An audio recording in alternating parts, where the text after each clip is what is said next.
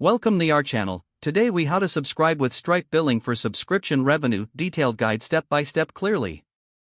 To start using Stripe billing for subscription revenue, visit the Stripe website and sign up for an account.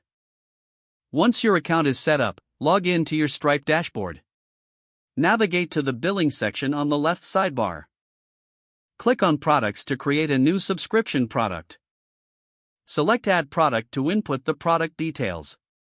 Enter a name for your product, and add a description if necessary. Set the pricing model that fits your subscription, whether it's a one-time fee, recurring, or tiered pricing. Next, define the billing period, such as weekly, monthly, or annually. Save your product once all details are filled out correctly. Now, go back to the billing section and click on Plans. Select Add Plan to create a plan linked to your product.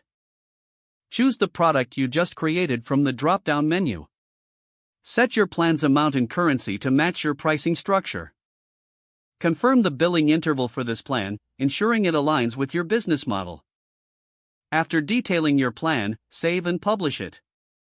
Visit the Developers section and select API keys to obtain your public and secret keys.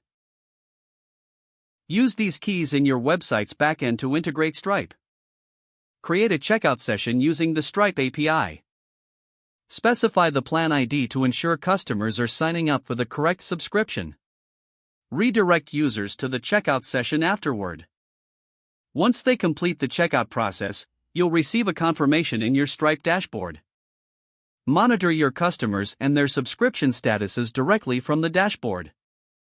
Make sure to communicate subscription details and payment confirmations to your customers through email. Utilize the reporting features in Stripe to analyze your subscription revenue regularly. Consider implementing webhooks to manage subscription events efficiently. Stay updated with changes to Stripe's API for continuous improvements to your service. As you manage your subscriptions, always prioritize customer support to address any inquiries or issues. If the page does not load, refresh the browser or try again in a private or incognito window. Make sure you are using the correct email address, then retype it carefully to avoid small typos. Don't forget to like this video and subscribe to our channel for more step-by-step tech guides.